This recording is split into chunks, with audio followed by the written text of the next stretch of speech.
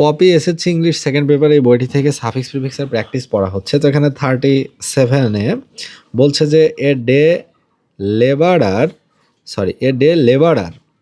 Labour আছে, এখান থেকে হবে labourer is he who does manual labour in various fields.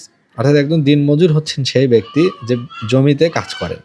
He is not unknown to us, তিনি আমাদের কাছে অপরিচিত কেউ নন।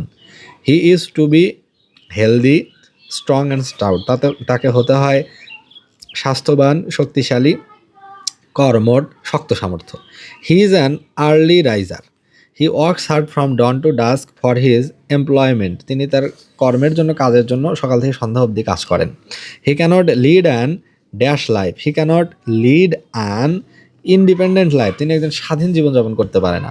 He is to depend on his employer, তাকে তার যারা তাকে নিয়োগ করেছে, নিয়োগকর্তা, তার উপর নির্ভর করতে হয়, তাকে যারা কাজে খাটাচ্ছে তারা যে কাজ দেখিয়ে দিবে তাকে সেটাই করতে হবে, কারণ he is a day labourer, তিনি একজন দিন মজুর।